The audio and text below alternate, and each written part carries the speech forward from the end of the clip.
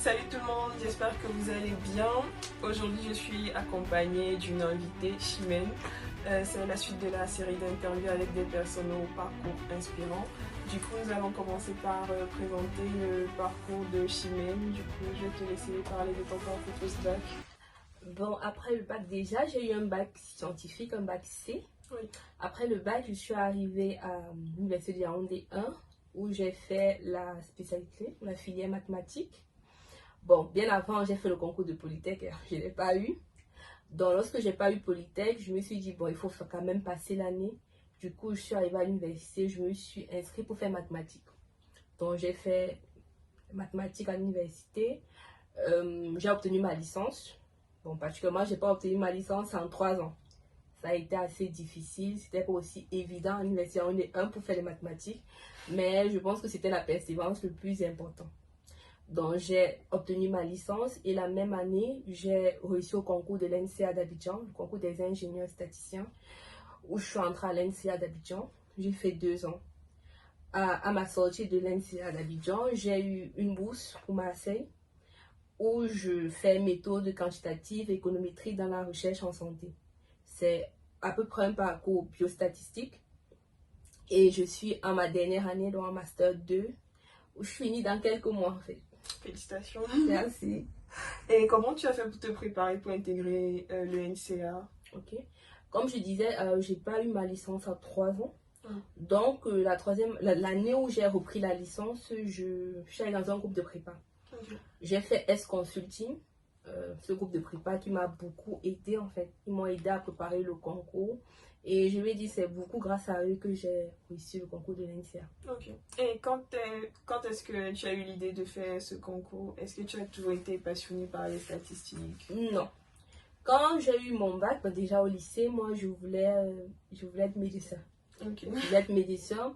Mais lorsque je voyais à peu près la formation qu'ils recevaient et les années d'études et Oui. les conditions de travail au Cameroun, j'ai commencé à réfléchir. Je me suis posé la question, est-ce que c'est vraiment ce que je devais faire? Okay. Parce que je dois signifier, moi, mon papa, il n'était pas d'accord que je fasse les mathématiques.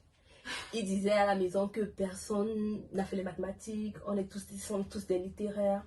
Si tu as un problème qui va t'aider, donc il était assez pessimiste dessus, quoi.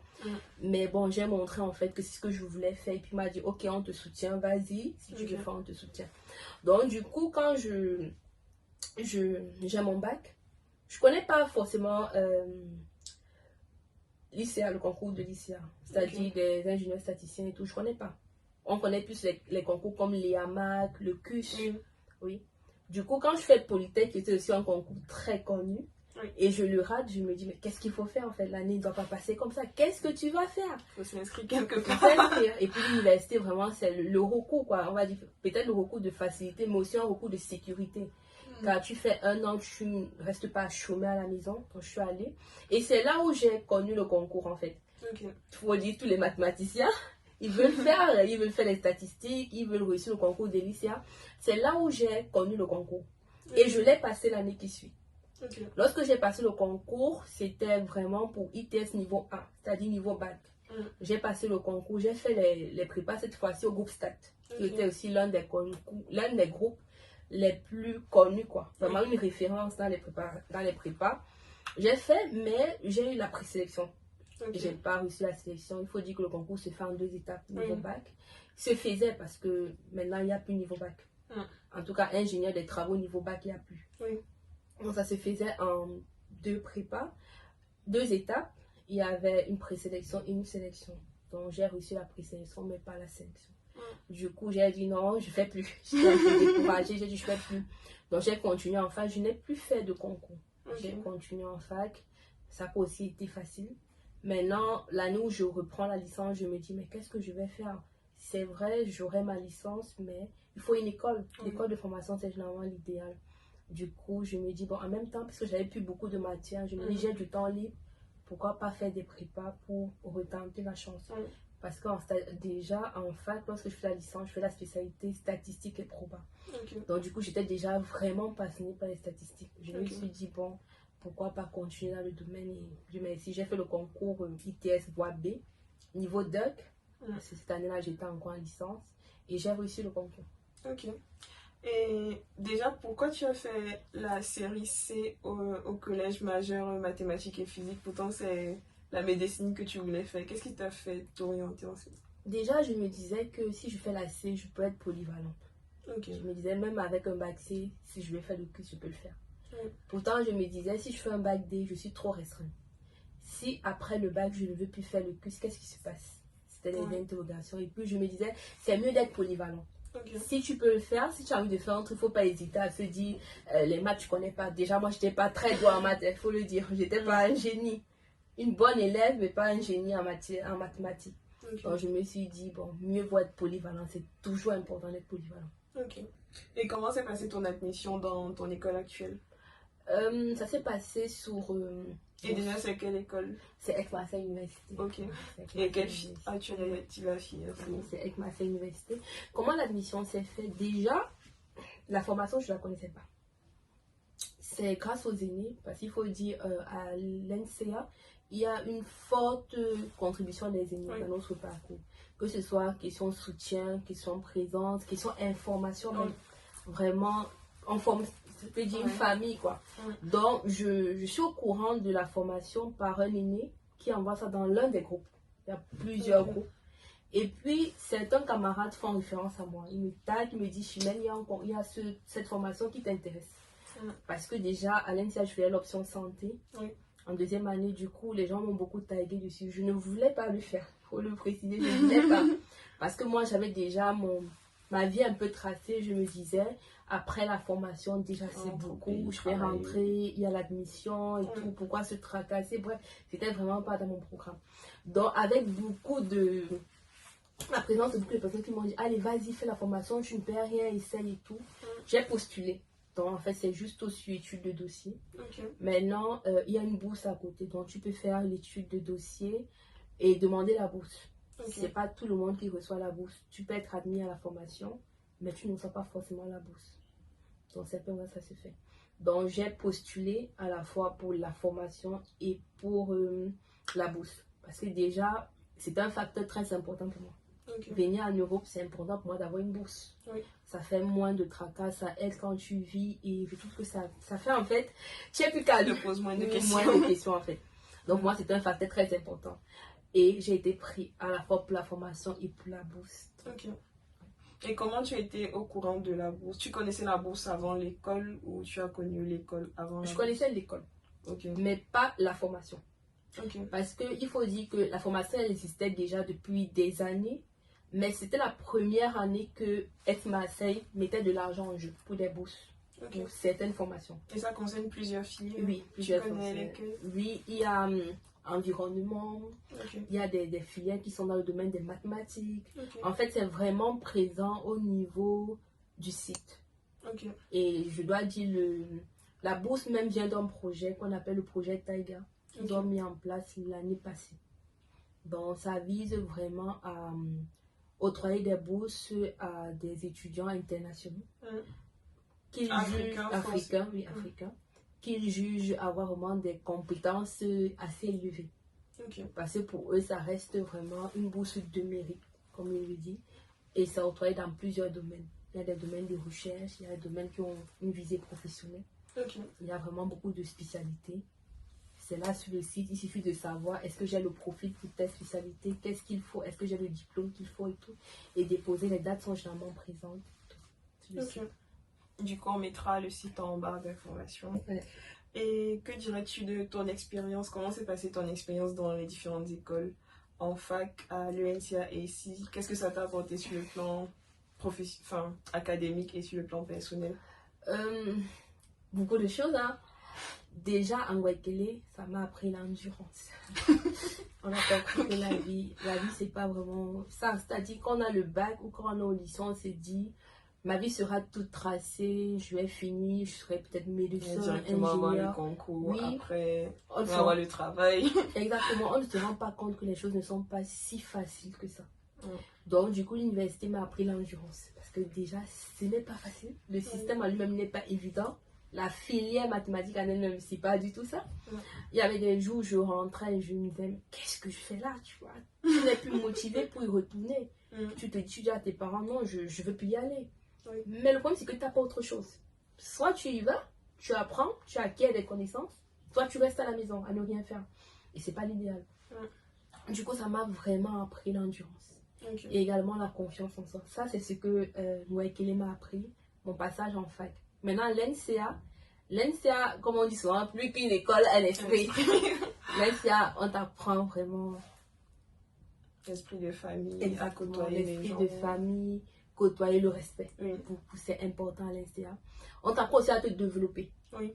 On donne la chance à chacun de se développer, que ce soit avec les associations, clubs de débat et de réflexion, où tu as l'opportunité de faire des choses, tu te dis, ben, je ne pourrais pas faire ça avant, quoi. Oui. Parler devant les gens, t'exprimer, danser en public, ça, c'est vraiment l'NCA.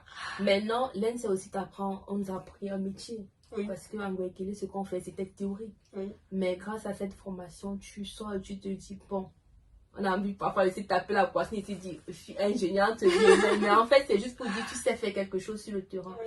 Et c'est important. Donc ça, c'est tout ceci que l'NCA m'a appris, être indépendante, avoir confiance, avoir se dire, bon, je peux arriver. Okay. Et tout. Maintenant, qu'est-ce que Marseille m'apprend, puisque je suis toujours là, je vais dire, Marseille m'a appris en fait que, aussi que la vie n'est pas facile. Parce que déjà, il faut le dire, ma formation, elle est en ligne. Oui.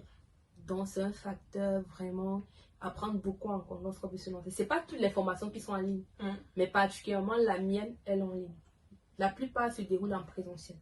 Mais la mienne, elle est faite de telle façon qu'on donne l'occasion à même des professionnels de l'Afrique et même d'autres pays voilà, de suivre la formation. Ce qui est très bien qui les arrange. Parce qu'il faut dire que c'est une formation qui existe depuis des années. Donc, ça permet à beaucoup de professionnels, que ce soit des médecins, des ingénieurs, d'améliorer leurs compétences, d'avoir un autre acquis. Du coup, elle existe. Moi, quand je viens sur Marseille, parce que la bourse, l'une des conditions de la bourse, c'est d'être présente sur le territoire.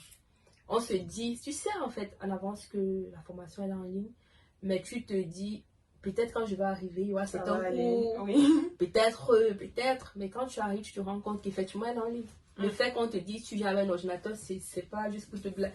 C'est parce qu'il faut venir avec un ordinateur. La formation est effectivement en ligne. Donc, du coup, je suis arrivée avec. J'étais un peu dépassée. Parce que ta seule compagnie, c'est ton ordinateur. Avec tes camarades qui sont de l'autre côté. C'était vraiment pas facile. Vraiment, vraiment pas facile. Et je pense que même pour les professeurs, c'est pas toujours évident. Parce que pendant les cours, il y a certains qui vont vous dire allumez vos caméras.